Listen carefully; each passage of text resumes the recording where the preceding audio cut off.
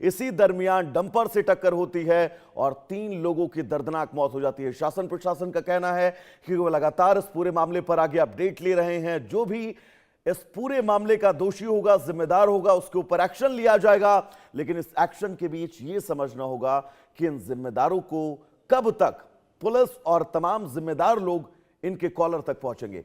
चलिए आगे बढ़ेंगे। इस बीच एक और अहम खबर आपको बता दें, 2029 तक लागू हो सकता है वन नेशन वन इलेक्शन।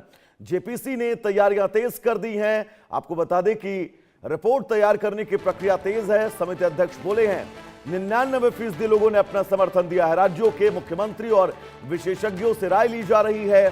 17 जुलाई को संसद में पेश किया जा सकता है इस बिल को। लखनऊ में अगला परामर्श बैठक का दौर है। तो देश में वन नेशन वन इलेक्शन को लेकर अब बहस बहुत तेज हो गई है। संसद की संयुक्त संसदीय समिति यानी जेपीसी इस व्यवस्था को लागू करने की दिशा में बहुत तेजी के साथ काम कर रही है। समिति के अध्यक्ष पीपी चौधरी ने उम्मीद जताई कि अगर सभी प्रक्रियाएं समय पर पूरी हो जाती हैं तो साल 2019 के लोकसभा चुनाव तक वन नेशन वन इलेक्शन की व्यवस्था लागू की जा सकती है। उन्होंने बताया कि समिति को अब तक चर्चा और सुझावों के दौरान लगभग 99% नागरिकों, संस्थाओं और संगठनों का समर्थन मिला। समिति विभिन्न राज्यों में जाकर मुख्यमंत्री, मंत्री, विपक्षी नेताओं, संवैधानिक विशेषज्ञों और प्रशासनिक अधिकारियों से राय ले रही है ताकि इस व्यवस्था के कानूनी, संवैधानिक और प्रशासनिक पहलुओं पर व्यापक सहमति बनाई जा सके। गोवा दौरे के दौरान बीजेपी सांसद और समिति के सदस्य अनुराग ठाकुर ने कहा कि बार बार होने वाले चुनावों से विकास कार्य प्रभावित होते हैं। सरकारी मशीनरी लंबे समय तक चुनावी प्रक्रिया में व्यस्त रहती है और इसका आर्थिक बोझ भी बढ़ता है। उनका कहना था कि अगर छोटे राज्य गोवा पर लगातार चुनाव का असर दिखाई देता है तो बड़े राज्यों और पूरे देश पर इसका प्रभाव और ज्यादा होगा।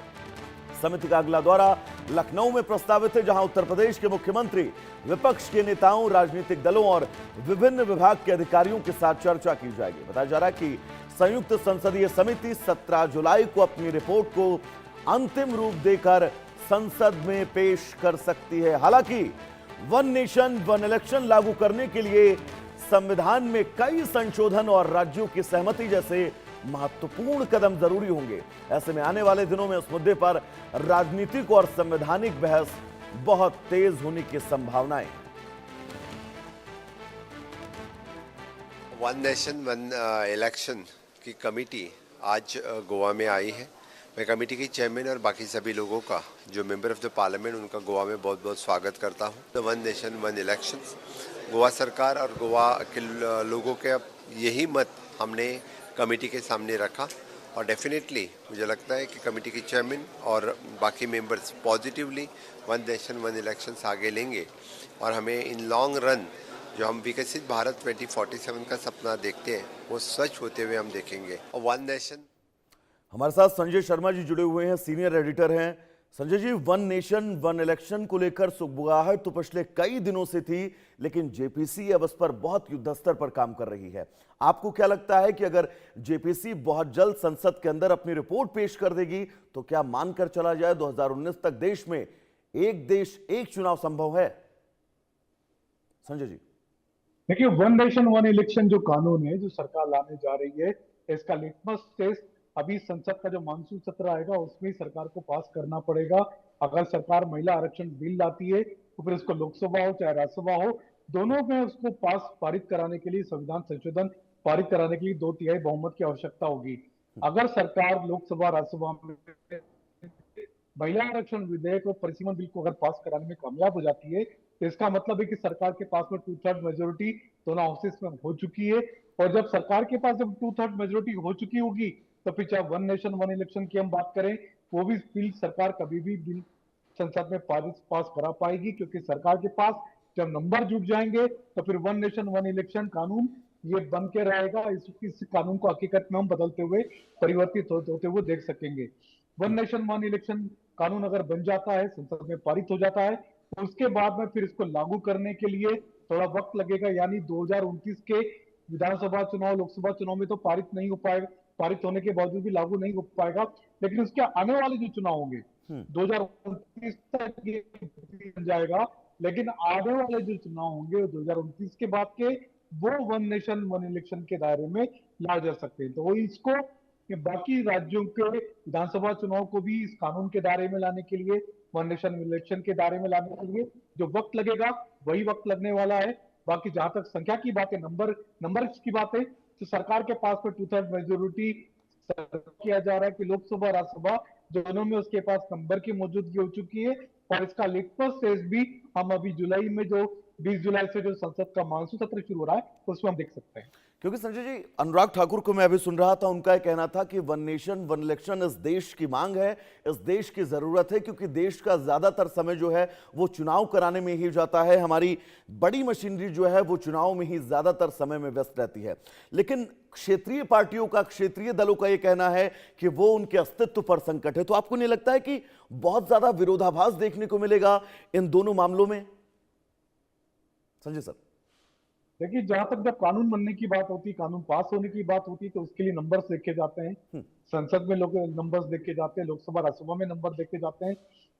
सरकार की तरफ से हमने देखा था पिछले सत्र में, बजट सत्र में सरकार महिला आरक्षण विधेयक पारित नहीं कर पाई क्योंकि सरकार के पास में उसमें 2/3 नंबर्स नहीं थे लोकसभा राज्यसभा में। लेकिन सरकार का दावा की तरफ से दावा किया जा रहा है कि 2/3 नंबर उसके पास हो चुके। हमने देखा पार्टी हो, चाहे तृणमूल कांग्रेस हो, चाहे शिवसेना के सांसद, ये टूट टूट करके बीजेपी के पाले में जाते रहे। तो ये अब सरकार को ऐसा लगता है कि इसके पास में नंबर पर्याप्त मात्रा में, चाहे लोकसभा की बात करें चाहे राज्यसभा की बात करें, दोनों हाउसेस में उसके पास नंबर हो चुके हैं। अगर नंबर हो चुके हैं तो फिर बिल कभी भी पारित हो सकता है। बिल पारित होने के बाद फिर आने वाले जो समय में जो राज्यसभा जो लोकसभा के और विधानसभा चुनाव को एक साथ कराने की बात है, उसके लिए फिर असेंबलियों से बात की जाएगी।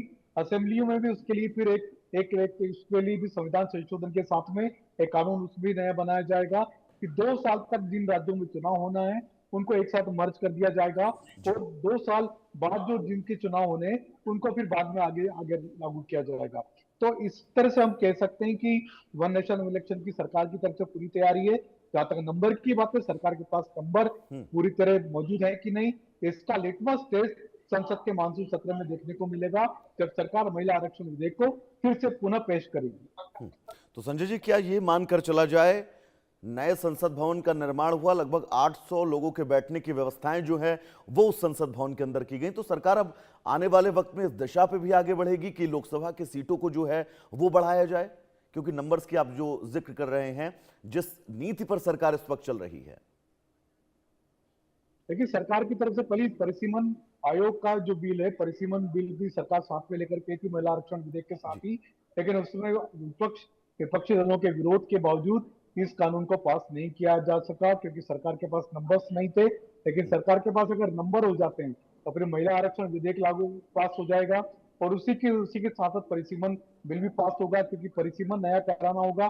क्या 2000 जो अभी जो जनसंख्या जो शुरू हुई है, जनसंख्या की गणना शुरू हुई है, तो ये जो जनगणना जब तक होकर के आएगी तो सरकार का कहना है कि 2011 की जनगणना के आधार पर हम परिसीमन लागू करेंगे।